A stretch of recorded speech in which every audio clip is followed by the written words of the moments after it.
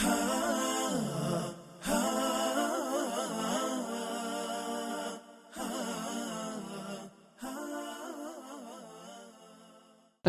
عليكم ورحمة الله تعالى وبركاته. أعوذ بالله من الشيطان الرجيم. بسم الله الرحمن الرحيم. الحمد لله رب العالمين وبه نستعين على أمور الدنيا والدين، والصلاة والسلام على أشرف المرسلين سيدنا ومولانا محمد وعلى آله وصحبه أجمعين. اللهم صل على سيدنا محمد في الأولين، وصل على سيدنا محمد في الآخرين، وصل على سيدنا محمد في المرسلين، وصل على سيدنا محمد في الملأ الأعلى إلى يوم الدين. رب اشرح لي صدري ويسر لي أمري واحلل عقدة من لساني يفقه قولي. اللهم علمنا ما ينفعنا وانفعنا بما علمتنا وزدنا علما وزدنا علما وزدنا علما والحمد لله رب العالمين. Alhamdulillah, we shall be starting a new kitab, a new book, a new topic, which is called Shamaa-il al-Muhammadiyyah, a commentary on the description of the greatest of creation, our leader Rasulullah sallallahu alaihi wasallam. Inshallah, in these series of videos we will be learning about the description of Rasulullah sallallahu alaihi wasallam, our beloved Prophet Muhammad sallallahu alaihi wasallam. First and foremost, I would like to address the point that whenever a Muslim hears the blessed name of Rasulullah sallallahu alaihi wasallam, we should send salawat upon him. Rasulullah sallallahu alaihi wasallam said, the miser, or the one who is stingy, is not the one who doesn't spend his money, but indeed the one who is stingy, truly stingy, or a miser, is the one who hears my name but doesn't send salawat upon me.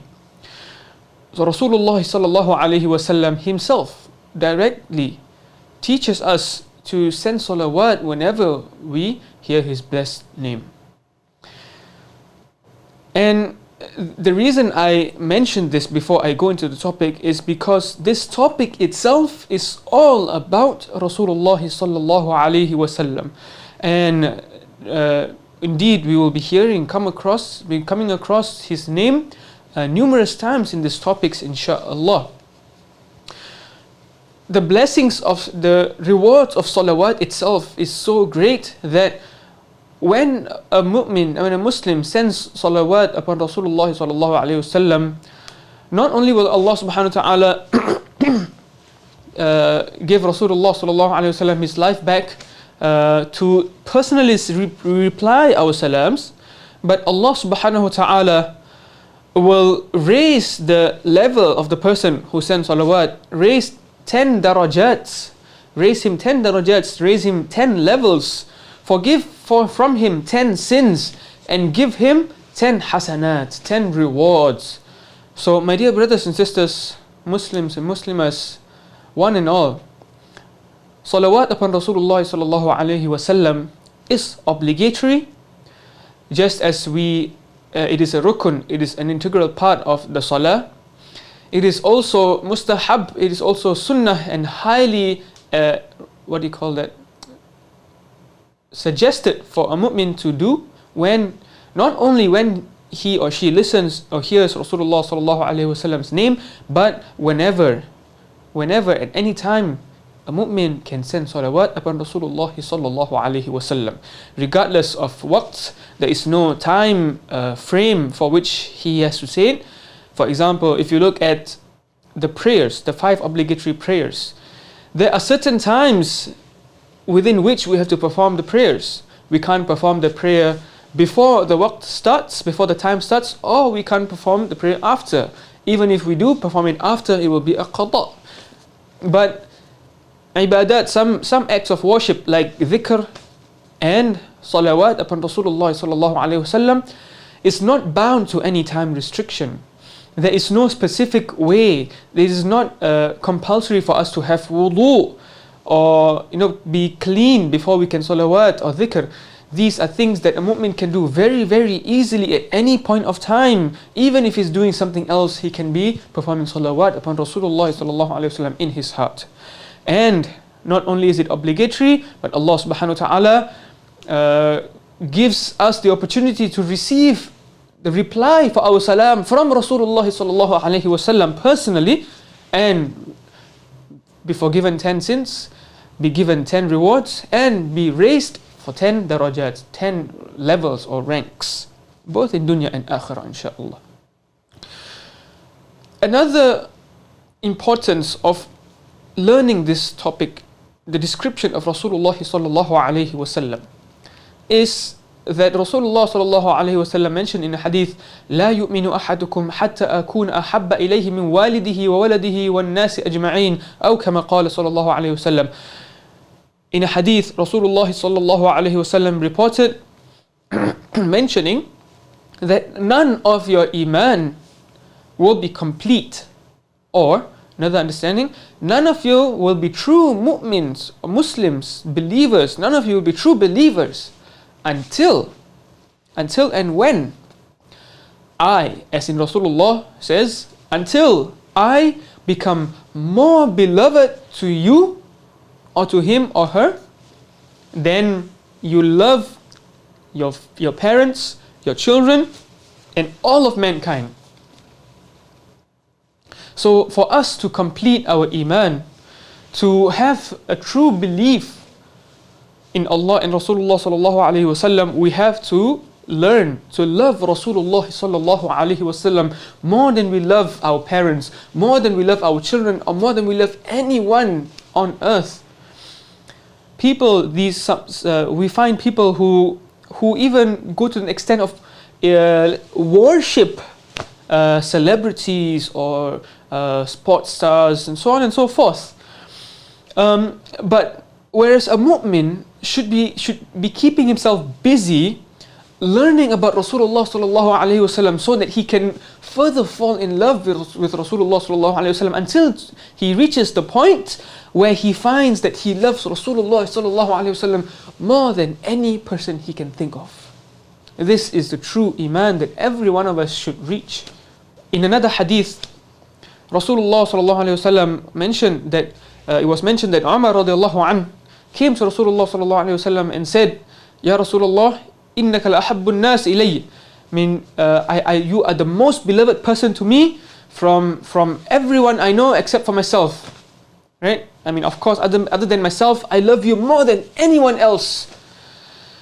And Rasulullah sallallahu alaihi wasallam said, not yet, Ya Umar, not yet. Your iman is not complete yet. You don't love me enough. And Umar radiallahu an, Sayyidina Umar radiallahu an, he thought about it, and then he came to Rasulullah sallallahu alaihi wasallam and said, Ya Rasulullah, Wallahi, I love you more than anyone, even more than my own self. And then Rasulullah sallallahu alaihi wasallam said, Al-an ya Umar, Al-an ya Umar. Now, O Umar, now, Ya Umar. What does this mean? Is that Rasulullah sallallahu alaihi wasallam is teaching us that now your iman is complete, O Umar, because you love me. Not only because you love me more than anyone else, but you love me even more than you love your own self. Now your iman is complete, Ya Umar. Now you have loved me enough. But of course, there is no end towards how much a person can love someone or something. The boundaries can only be set by a person's heart and desires. But there is a basic line where every mu'min should learn to love Rasulullah sallallahu alaihi wasallam, and this has been drawn, that is that a mu'min should love Rasulullah sallallahu alaihi wasallam more than he loves any human being. Every one of us looks into the mirror. We groom ourselves. We make sure our appearance is very beautiful and pleasing. We want to look as good as we can. We make sure we wear the best of clothes, we comb our hair, we wear the best of accessories, we beautify ourselves. This shows that we love ourselves. we, even though we do not look at our own image as much as we look at someone else, because we interact with others, but we still adore our own faces more than we do anything else. This actually is making us think. It is not easy for someone to love another person more than he loves himself. To be selfless is not easy, my dear brothers and sisters in Islam, if you really think about it. And as Muslims, we really do have to give this up, this selfishness. We have to give this selfishness up and live a life of selflessness. And in place of our love for ourselves, instill our love with Rasulullah sallallahu alaihi wasallam, our love for Rasulullah sallallahu alaihi wasallam. And how better can we do this, my dear brothers and sisters in Islam? We as human beings, we need to a certain extent, know enough about someone or something for us to have feelings for them, for us to love them. Rasulullah sallallahu alaihi wasallam was seen with their own eyes by the companions, and they loved him inside out. They would do anything for him. They would give their lives for them. But imagine us today. We Muslims who have never seen Rasulullah sallallahu alaihi wasallam, after the companions, from the start of the tabi'een, the followers, the people who have witnessed the companions. Who are the companions? The companions are those who witnessed Rasulullah sallallahu alaihi wasallam, and everyone else. We believe in Rasulullah sallallahu alaihi wasallam, and we still try our best to love him, right? We do not see him, but we still have to love him. This keeps us in a difficult situation, and this is where we need to learn about the description of Rasulullah sallallahu alaihi wasallam. By learning the details of the description of Rasulullah sallallahu alaihi wasallam, his height, how tall was he, his skin tone, his hair, the way he spoke, the way he ate, the way he walked, the way he dressed, the way he slept. We need to learn every aspect about Rasulullah sallallahu alaihi wasallam in order for us to be able to make it easier for us, to allow us to love Rasulullah sallallahu alaihi wasallam, to bring us closer to the love of Rasulullah sallallahu alaihi wasallam. This is the importance of learning about the description of Rasulullah sallallahu alaihi wasallam. But then again, my dear brothers and sisters in Islam, I mentioned to you that Rasulullah sallallahu alaihi wasallam was seen by the companions. They loved him inside out. Rasulullah sallallahu alaihi wasallam also loved them. But my dear brothers and sisters in Islam, Rasulullah sallallahu alaihi wasallam once was sitting among his companions, and the companions who loved Rasulullah sallallahu alaihi wasallam so much, who would stare at him and learn every single wrinkle or detail about Rasulullah sallallahu alaihi wasallam. They knew, they could read his feelings just from his face. They felt, they understood that there was some sorrow in Rasulullah sallallahu alaihi wasallam's face. So the companions asked, "Ya Rasulullah, why do you look like you are sad?" And Rasulullah sallallahu alaihi wasallam replied, "I miss my brothers." This is his reply. When they saw his sadness and asked him, he said that, "I missed my brothers." And the companions, they were confused. They asked Rasulullah sallallahu alaihi wasallam, "But Ya Rasulullah, are we not amongst you? Are we not here with you? Why do you miss? Why do you feel this missing?"